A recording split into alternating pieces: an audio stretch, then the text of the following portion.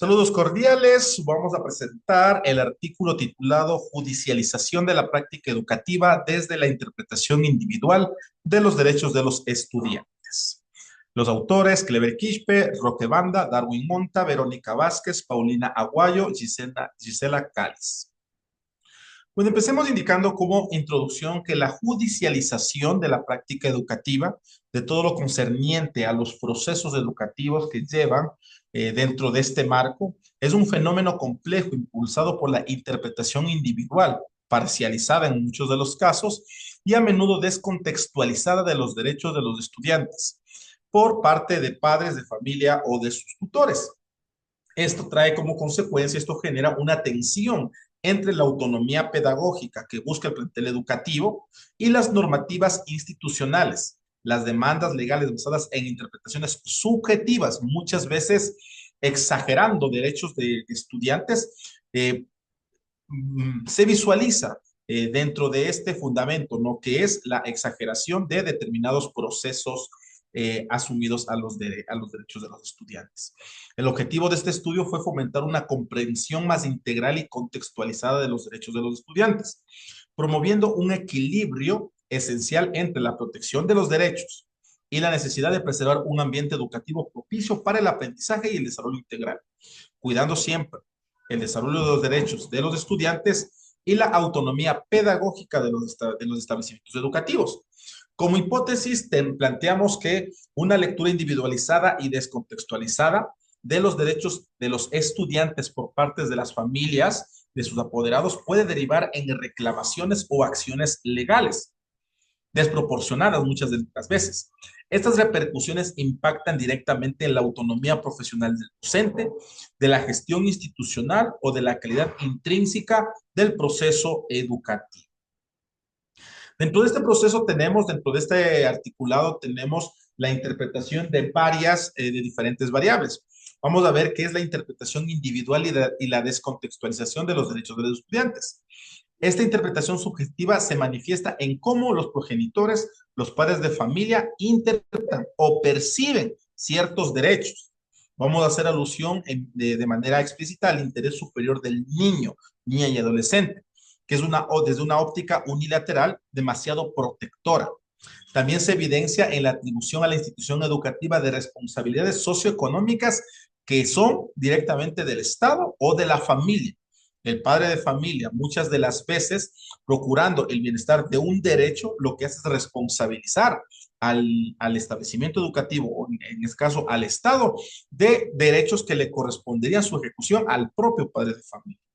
Un ejemplo de esto es cuando se considera una medida correctiva como una agresión, ignorando el contexto pedagógico o normativo. Recordemos que los estudiantes precisamente se encuentran dentro de un proceso de formación y la escuela es una microsociedad en la que ellos articulan y adecúan sus comportamientos a una sana convivencia. Obviamente que no se verifica, o dicho, no se establece que como flexibilidad una situación de agresiones. Nos damos contra de cualquier tipo de agresión, obviamente, por precautelar la integridad de los estudiantes.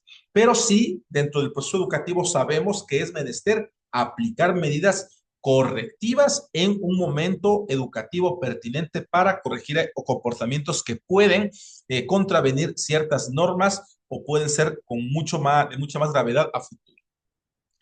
En el otro aspecto, la judicialización de la práctica educativa es la tendencia a trasladar controversias originadas desde el desarrollo de la práctica académica a un aspecto jurisdiccional o a un aspecto netamente legal.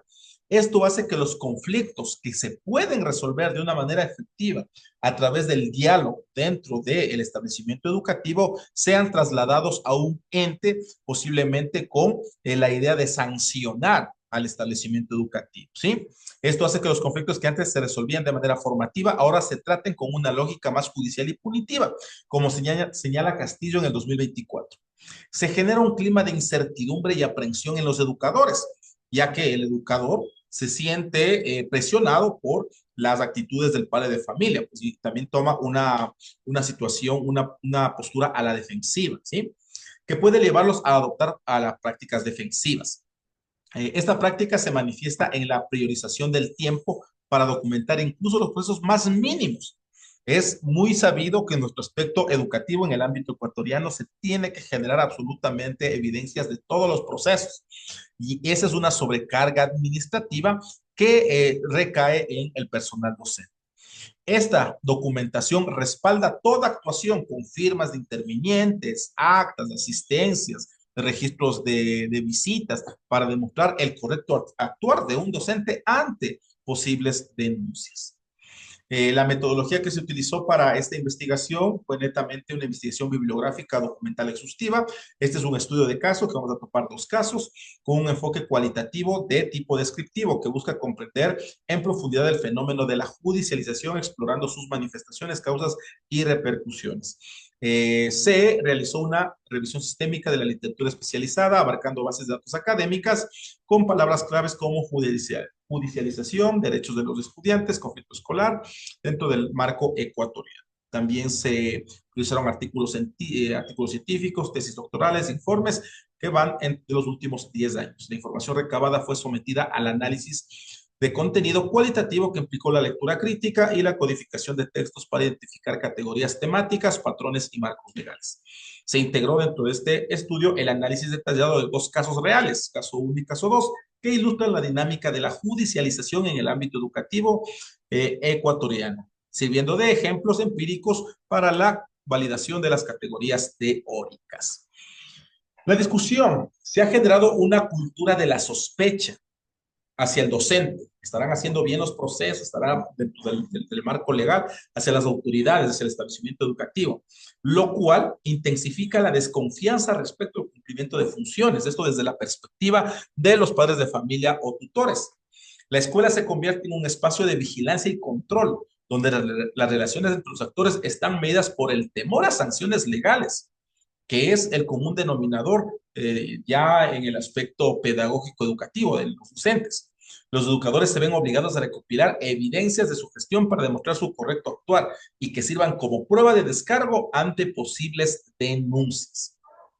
Tenemos el primer caso que se da por una supuesta negligencia ante el caso de un estudiante que en perspectiva de la madre tuvo una agresión al interior del establecimiento educativo. Las etapas que se consideran dentro de este proceso fue el preconflicto. Se evidencia a través de varios eventos de acoso verbal supuestamente reportados, supuesto acoso verbal reportados por la madre de familia a las autoridades escolares respecto a su hijo, antes del 20 de marzo del 2024, en el que se da ya un evento un poco de más interés. Confrontación. Esta etapa está enmarcada en la presunta agresión física que se da el 20 de marzo. El estudiante 1 fue entregado de la escuela con claras señales, dice la mamá, de agresión y mostrando heridas en el cuerpo. Eso es lo que manifiesta la mamá en un escrito. Este incidente motivó a la madre de familia a manifestar formalmente su preocupación de inconformidad. Envió un documento a la institución educativa y a la dirección distrital, que son las autoridades de las instituciones educativas. La etapa de crisis representa el pico de la tensión o intensidad, donde el conflicto puede escalar si no se gestiona eficazmente. En este caso en particular, la crisis se desencadena por la queja formal de la madre de familia a las autoridades externas, a la Dirección Distrital de Educación, buscando antes que tal vez una situación de información referente a los hechos que se suscitaron, una sanción directa al establecimiento educativo. En cuanto a los resultados se refiere a los resultados inmediatos y las acciones tomadas para abordar el conflicto. Tras la crisis, el plantel activó los planes de acompañamiento. Al momento en que se reporta esta novedad con el estudiante 1, se empieza a realizar las actividades de acompañamiento. El plan incluía entrevistas de acompañamiento individual a los estudiantes, talleres grupales con los estudiantes, la socialización de normas de convivencia, la observación de clases, es decir, las visitas áulicas con el grupo de estudiantes y una sesión individual con el estudiante, ¿sí? Quien el día 25 de marzo manifiesta sentirse bien y sin mayores incidentes referente al caso de la supuesta agresión. El posconflicto, la etapa posconflicto se centra en los efectos a largo plazo, la reconstrucción de las relaciones y los esfuerzos sostenidos para prevenir los conflictos futuros, en este caso. Básicamente, en resumen de qué es lo que pasó en este caso. la madre se quejaba porque el niño fue entregado con un arañón a la altura del cuello y básicamente lo que pasó fue que con compañeritos del mismo grado, curso, las niñas estaban jugando a ponerse unos moños en el cabello y una de las chicas manifestó que sin querer le había rayado, ¿sí? Entonces fue ese el detonante. La madre de familia, en lugar de acudir en primera instancia a la institución educativa a averiguar qué es lo que pasa, activó este proceso de judicialización a través del distrito.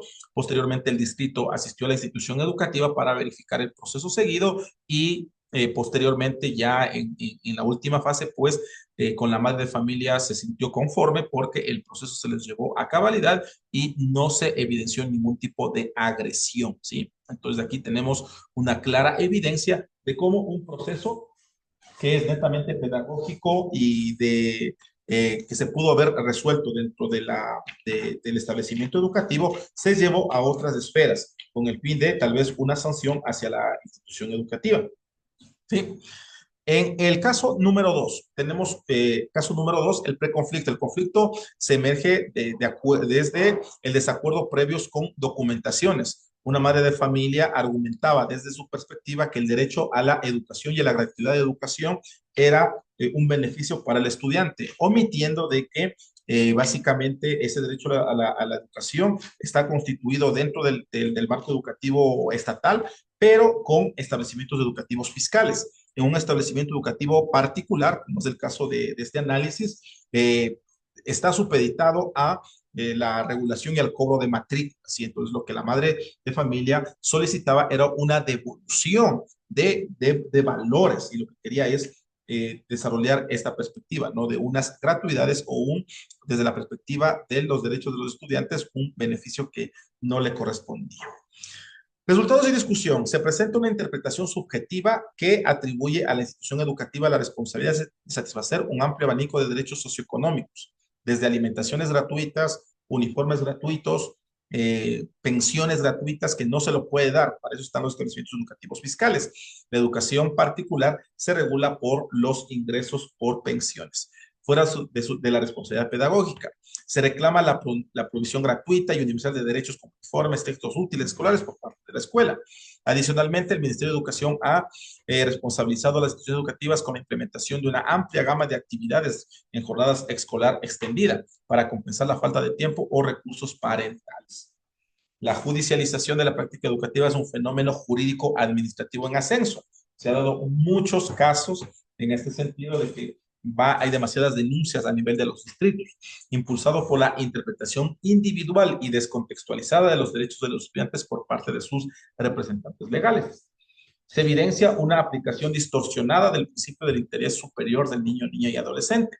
La interpretación unilateral de los derechos de supervivencia, desarrollo y protección genera una transferencia indebida de obligaciones hacia la institución educativa, exacerbando conflictos y desvirtuando el principio de corresponsabilidad.